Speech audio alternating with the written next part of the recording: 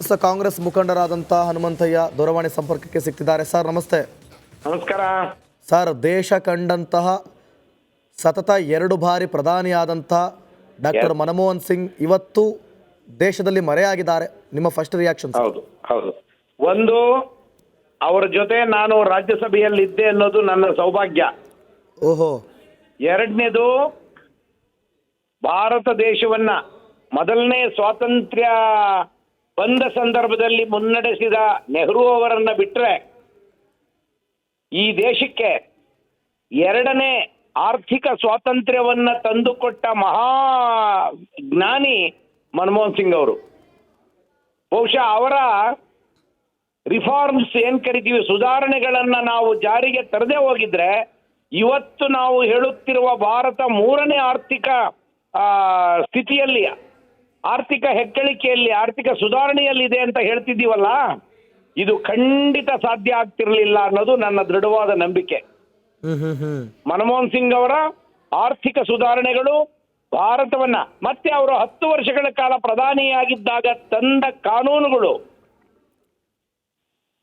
ದೇಶದ ಕಟ್ಟಕಡೆಯ ಮನುಷ್ಯನಿಂದ ಹಿಡಿದು ದೇಶದ ಅತ್ಯುನ್ನತ ಮಾನವ ಅಥವಾ ಶ್ರೀಮಂತ ಯಾರಿದ್ದಾನೆ ಅವರೆಲ್ಲರ ಯೋಗಕ್ಷೇಮವನ್ನು ನೋಡಿಕೊಳ್ಳುವ ಕೆಲಸವನ್ನು ಮಾಡಿರುವ ಬಹುದೊಡ್ಡ ಜ್ಞಾನಿಯಾದ ಪ್ರಧಾನಮಂತ್ರಿಯನ್ನ ಈ ದೇಶ ಕಂಡಿರುವುದು ನಮ್ಮೆಲ್ಲರ ಸೌಭಾಗ್ಯ. ಅಂತಹ ಬಹುದೊಡ್ಡ ಮಹಾತ್ಮನೊಬ್ಬನನ್ನ ನಾವಿವತ್ತು ಕಳ್ಕೊಂಡಿದ್ದೇವೆ ಅಂತ ಹೇಳಿ ನಾನು ಭಾವಿಸಿದ್ದೇನೆ ಮತ್ತು ಅವರ ನಿಧನಕ್ಕೆ ತೀವ್ರ ಸಂತಾಪಗಳನ್ನ ವ್ಯಕ್ತಪಡಿಸುತ್ತಿದ್ದೇನೆ. ಹನುಮಂತಯ್ಯನವರೇ, ನೋಡಿ, ಇದ್ದಾಗ ಟೀಕೆ ಟಿಪ್ಪಣಿಗಳು ಬೇರೆ, ಪಕ್ಷ ವಿಪಕ್ಷಗಳು ಬೇರೆ, ಆದರೆ ಕೊನೆಗೆ ನಿಲ್ಲೋದು ಸಾಧನೆ ಅನ್ನೋದಕ್ಕೆ ಇದು ಸಾಕ್ಷಿ ಅಲ್ವೇ? ಖಂಡಿತವಾಗಿ ಮನಮೋಹನ್ ಸಿಂಗ್ ಅವರ ಸಾಧನೆಯನ್ನ, ಅವರಿದ್ದಾಗ ಮೌನಿ ಪ್ರಧಾನಿ ಎಂದವರು, ಮಾತನಾಡದ ಪ್ರಧಾನಿ ಎಂದವರು, ಇವತ್ತು ಹೇಳ್ತಿದ್ದಾರೆ ಮಾತನಾಡದೆ ಅವರು ಮಾಡಿದ ಬಹುದೊಡ್ಡ ಸಾಧನೆಗಳು ಭಾರತದ ಈ ಬಹುದೊಡ್ಡ ಆರ್ಥಿಕ ಕ್ರಾಂತಿ ಮತ್ತು ಬೆಳವಣಿಗೆಗೆ ಇವತ್ತು ಬಹುದೊಡ್ಡ ಕಾಣಿಕೆಯನ್ನು ಕೊಟ್ಟಿದೆ ಅಂತ ಹೇಳಬೇಕಾದಂತ ಪರಿಸ್ಥಿತಿ ನಿರ್ಮಾಣ ಆಗಿದೆ. ನಿಮ್ಮ ಮಾತು ಬಹಳ ಸರಿ. ಇದ್ದಾಗ ಟೀಕೆಗಳು ಸಹಜ, ಆದರೆ ಅವರು ಹೋದ್ಮೇಲೆ ಸಾಧನೆಗಳು ಮಾತ್ರ ಅವರ ಬಗೆಗೆ ಮಾತನಾಡುತ್ತವೆ, ಟೀಕೆಗಳು ಮಾತನಾಡುವುದಿಲ್ಲ. ಹನುಮಂತಯ್ಯನವರೇ, ನೋಡಿ, ಬಹಳ ಪ್ರಮುಖವಾಗಿ ಯಾವುದೇ ಕೂಡ ಅಂದ್ರೆ ಆರ್ಥಿಕ ತಜ್ಞರಾಗಿ ಕೊಟ್ಟಂತ ಕೊಡುಗೆ ಏನು ಅಂತ? ಎಸ್, ನೋಡಿ, ಅವರು ಮೊದಲಿಗೆ ಈ ರಾಜಕೀಯ ಪ್ರವೇಶ ಮಾಡಿದ್ದು ಅವರೊಬ್ಬ ಪ್ರಾಧ್ಯಾಪಕರಾಗಿದ್ದವರನ್ನ RBI ಗವರ್ನರ್ ಮಾಡಿದ್ರು.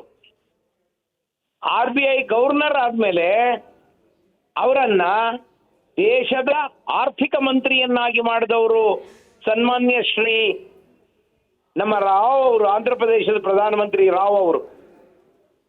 ಅವರ ಕಾಲದಲ್ಲಿ ತಂದ ಸುಧಾರಣೆಗಳು, ಆರ್ಥಿಕ ಸುಧಾರಣೆಗಳು ಬಹುಶಃ ಇಡೀ ಪ್ರಪಂಚಕ್ಕೆ ದಾರಿ ತೋರಿಸಿದ ಬಹುದೊಡ್ಡ ಆರ್ಥಿಕ ಸುಧಾರಣೆ ಅದು.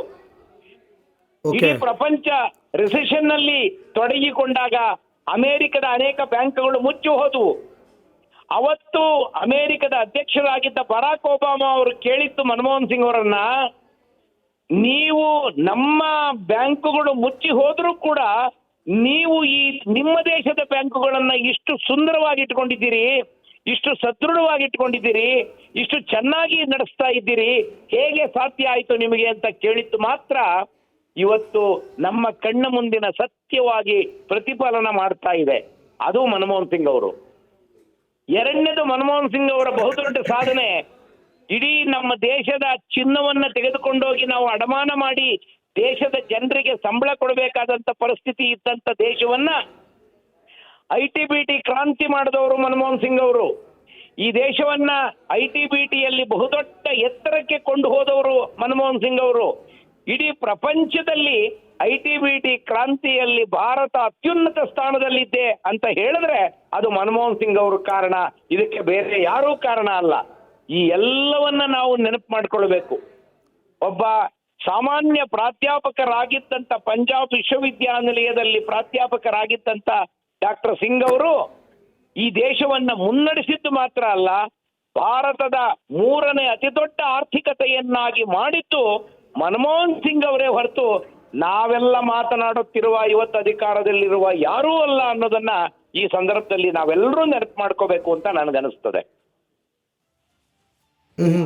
ಸರ್ ರಾಜ್ಯಸಭೆಯಲ್ಲಿ ಕೂಡ ನೀವು ಅವ್ರ ಜೊತೆ ಇದ್ರೇನೋ ಅಂತ ಮಾತುಗಳನ್ನ ಹೇಳ್ತಾ ಇದ್ರಿ. ನಾನು ರಾಜ್ಯಸಭೆಗೆ ಹೋದಾಗ ಮೊದಲು ನನ್ನನ್ನು ಕರೆದು ನಿಮ್ ಬಗ್ಗೆ ನಾನು ಕೇಳಿದ್ದೇನೆ, you are the best addition to this house ಅಂತ ಇದೇ ಸೆಂಟೆನ್ಸ್ ಅನ್ನು ಅವ್ರು ಬಳಸಿದ್ದು ನನ್ನ ಬಗ್ಗೆ. And I was so happy. ಅಂತವ್ರ ಮುಂದೆ ಆಮೇಲೆ ನಾವೇನಾದ್ರೂ ಒಳ್ಳೆಯದನ್ನ ಮಾತನಾಡಿದ್ರೆ ಕೂಡ್ಲೆ ಬಂದವರು ನಮಗೆ ಹೇಳ್ತಾ ಇದ್ರು, ಯು ಸ್ಪೋಕ್ ವೆಲ್ ಅಂತ ಹೇಳ್ತಾ ಇದ್ರು.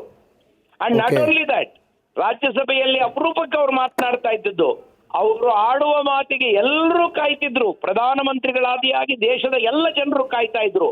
ಅಂತಹ ಬಹುದೊಡ್ಡ ಗೌರವವನ್ನ ಇಟ್ಟುಕೊಂಡಿದ್ದಂತಹ ನಮ್ಮ ಮಾಜಿ ಪ್ರಧಾನಮಂತ್ರಿಗಳು ಮನಮೋಹನ್ ಸಿಂಗ್ ಅವರು, ಆರ್ಥಿಕ ತಜ್ಞರು ಇವತ್ತು ಕಣ್ಮರೆಯಾಗಿದ್ದಾರೆ ಅಂತ ಅನ್ನೋದು ಈ ದೇಶಕ್ಕೆ ಬಹುದೊಡ್ಡ ನಷ್ಟ. ಈ ದೇಶದ ಇತಿಹಾಸಕ್ಕೆ ಮತ್ತು ಈ ದೇಶದ ಆರ್ಥಿಕತೆಗೆ ಬಹಳ ದೊಡ್ಡ ನಷ್ಟ ಆಗಿದೆ ಅಂತ ನನಗೆ ಅನಿಸ್ತಾ ಇದೆ. ಓಕೆ, ಥ್ಯಾಂಕ್ ಯು ಹನುಮಂತಯ್ಯನವರೇ ರಿಪಬ್ಲಿಕ್ ಕನ್ನಡ ಜೊತೆ ಮಾತನಾಡಿದ್ದಕ್ಕಾಗಿ.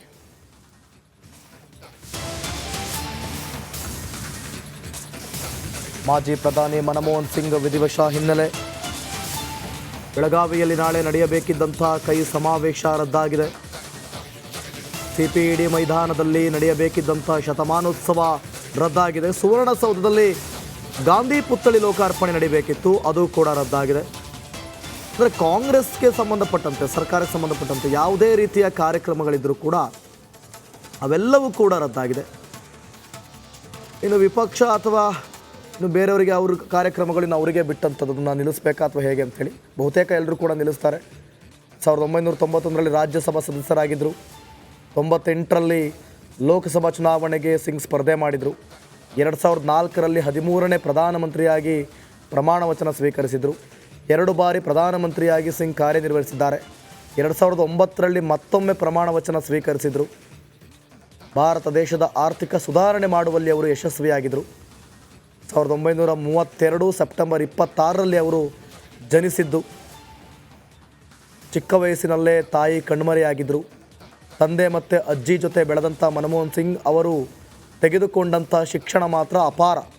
ಪಂಜಾಬ್ ಯೂನಿವರ್ಸಿಟಿಯಲ್ಲೂ ಕೂಡ ಆರ್ಥಿಕ ಉಪನ್ಯಾಸಕರಾಗಿದ್ದರು. ರಾಜ್ಯಸಭೆಯಲ್ಲಿ ವಿರೋಧ ಪಕ್ಷದ ನಾಯಕ ಕೂಡ ಆಗಿದ್ದರು.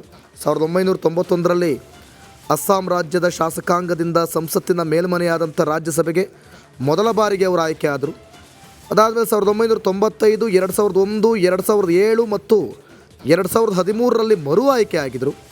1998ರಿಂದ 2004ರವರೆಗೆ ಭಾರತೀಯ ಜನತಾ ಪಕ್ಷ ಅಧಿಕಾರದಲ್ಲಿದ್ದಾಗ ರಾಜ್ಯಸಭೆಯಲ್ಲಿ ವಿರೋಧ ಪಕ್ಷದ ನಾಯಕರಾಗಿದ್ದರು.